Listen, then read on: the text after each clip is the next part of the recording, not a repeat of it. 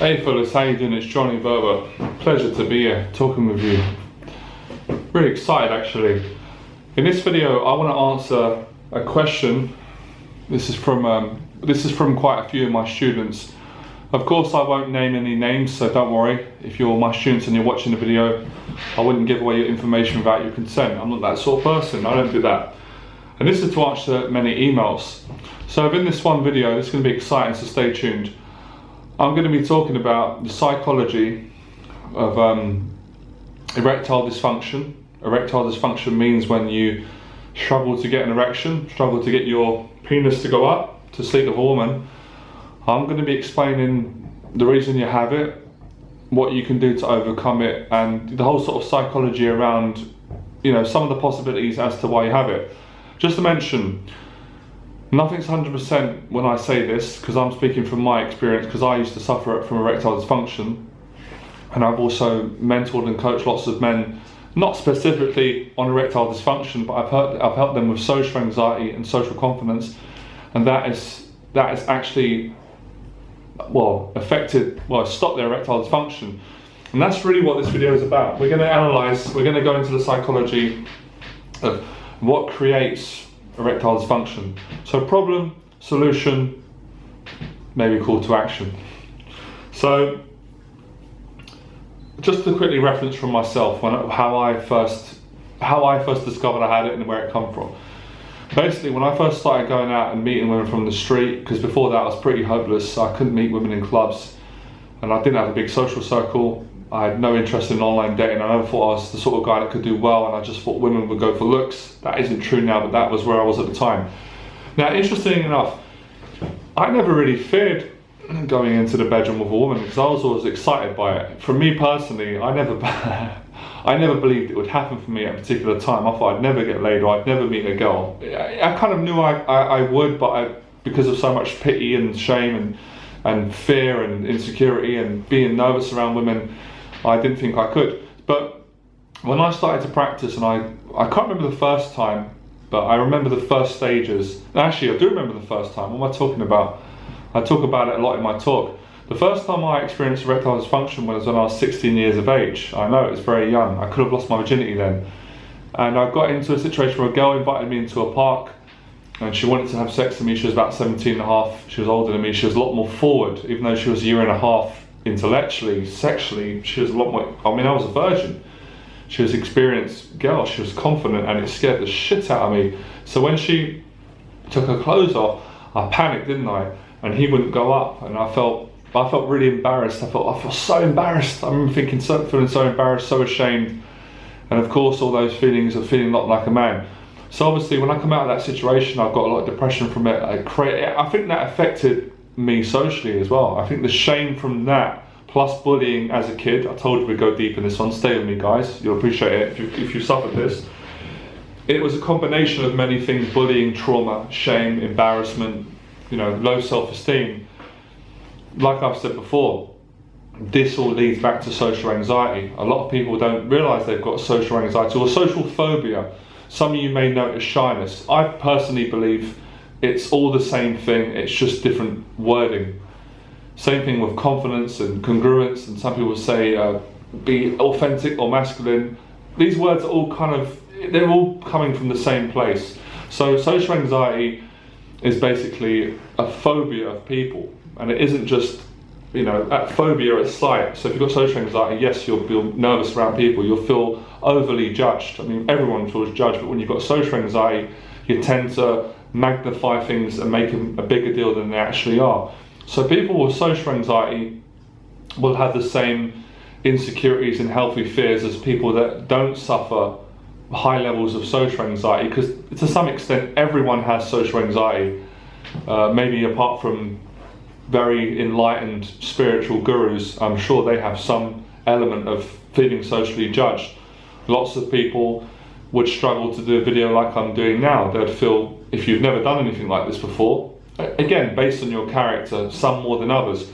So my point is, we all have the fear of social judgment, but to what extent do we have it? I don't feel judged right now doing this video, but I'm very aware that I still care about what people think about me, and I'm still under the dominion of people's opinion about me. And I think that's healthy. I think we need a healthy amount. If we didn't have it, we'd probably be nuts, be crazy. We'd maybe be more creative, but I think we'd lack empathy. I think we need it. But when we got it to high levels, as you guys know, if you follow my stuff, I did, and many of the guys I work with, if not all of them to start with, when it makes us sick, because social anxiety made me physically sick, it made me have diarrhea, it made me sweat, it made my heart beat, it made me scared around people, even people that I trusted initially, friends and family. It could just hit me just out of the blue. I could be in a conversation with someone, it's going well, we're having a nice topic, and then bang, a terror rises up in me, nervousness, I become self-conscious, I get in my head, I feel judged by the person, and they're not even judging me. So this actually ties into erectile dysfunction. Sexual fear, you see men have it, is basically social judgment. So that's why you call it anxiety. Social anxiety, stay with me. Performance anxiety. Performance anxiety is when you're frightened that you're not going to perform right. And of course we could go into other reasons in the psychology. Men will sometimes blame pornography. I think pornography's got some element to blame for that. And again, blame, I'm just saying it contributes to that. But I'm not fully convinced pornography is the cause of erectile dysfunction.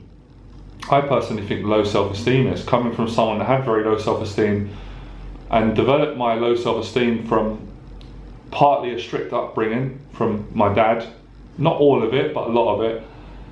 What I experienced in school, which was horrific bullying, and obviously I'm not very proud of it. I was a bit of a bully myself in the later years, 18, 19, once I'd got more stronger, because I didn't want people to bully me, so I wanted to keep people away.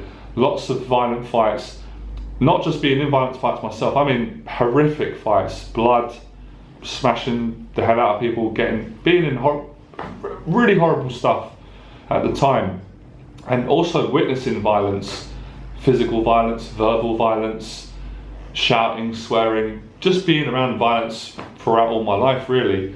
Obviously in the midst of that there were calm periods, the storm isn't always going. So this made me nervous all the time.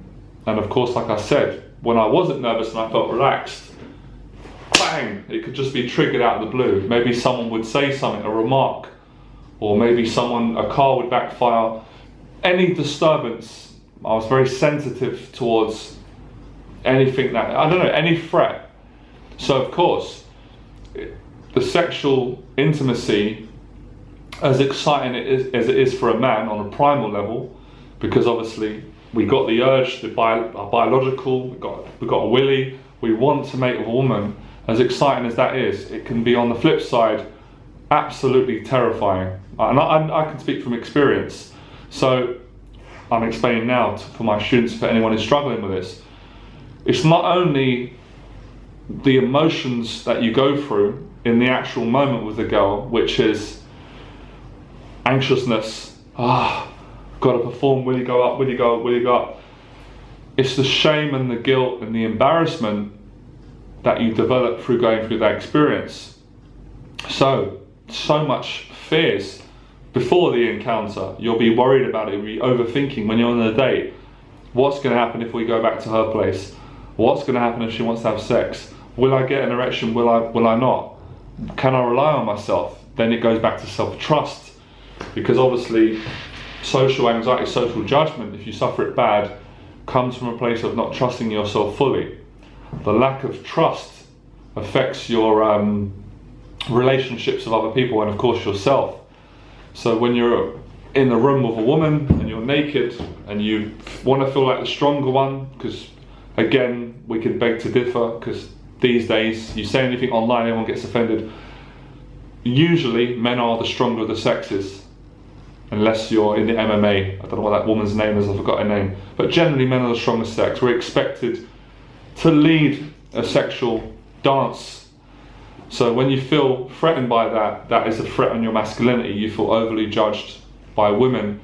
The embarrassment, the shame and the guilt and the frustration of feeling useless, possibly feeling unworthy, feeling rejected, because part of you is actually rejecting yourself. So basically, annoyingly, and you probably know this to state the obvious, you are causing the erectile dysfunction, not the woman. So the woman isn't to blame. Of course, it's very natural when we feel embarrassed or we feel ashamed in a situation to point out. It's the way we protect ourselves, and we're just human beings.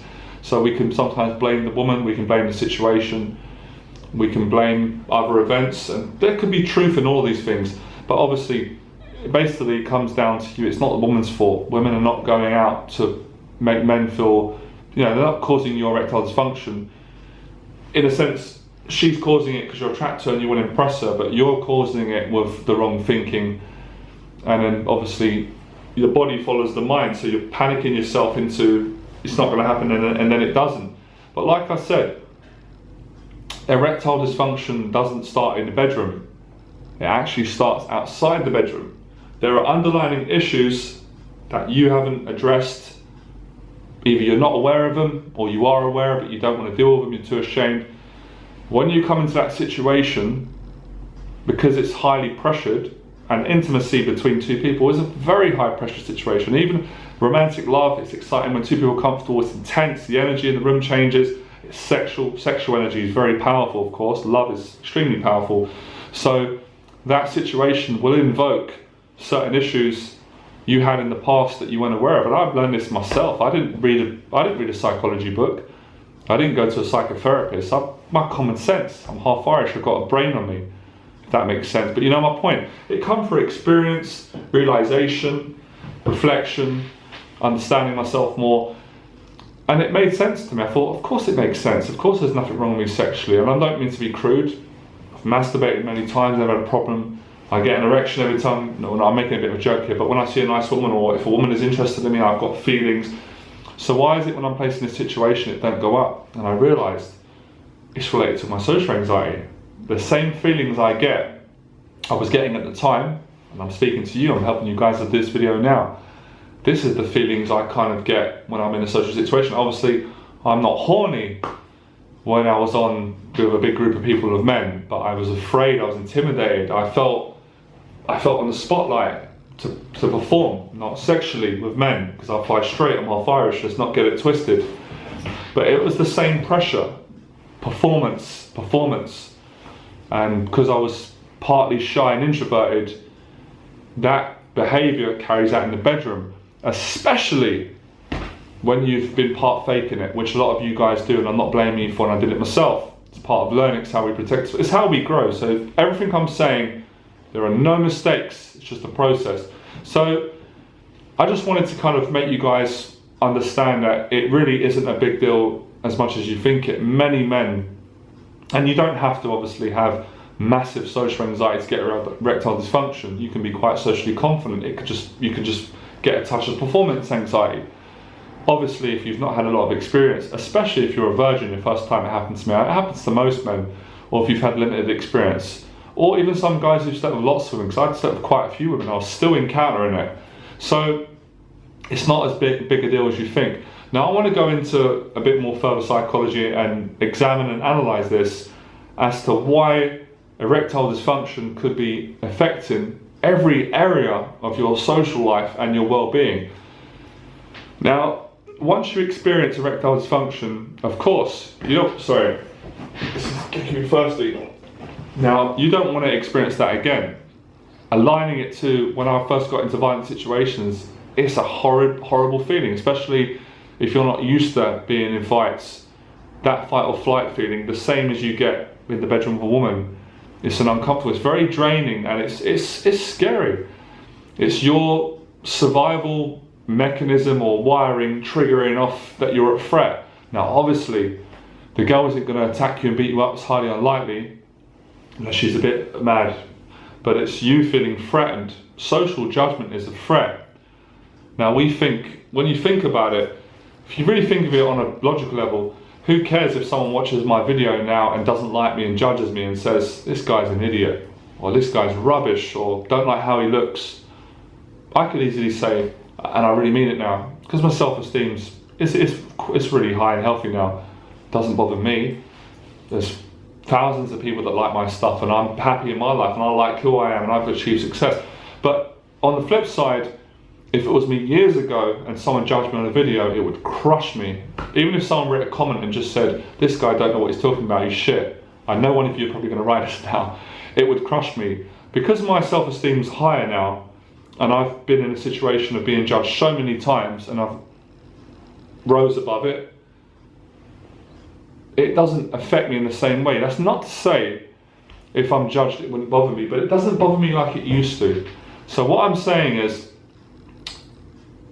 you have to put yourself in more situations with the erectile dysfunction to overcome it. That's one of the ways. There's many others. Another way that I don't always recommend, but if you have to do it, get herbal Viagra, but make sure it's safe herbal Viagra from the chemist, not some dodgy one that's going to give you a headache and a heart attack, please. One that's, you know, strong but not too strong. That can be a great placebo, and I don't recommend taking it on the long term, of course not. Just maybe for a short term, and then develop the confidence and get comfortable sexually with all and develop a relationship, and then you can do away with it. But I'm really fascinated that the Chinese have said prevention, not cure. If I knew what I knew now back then, I probably could have prevented lots of situations of erectile dysfunction, which were linked back to social anxiety, not being comfortable around people.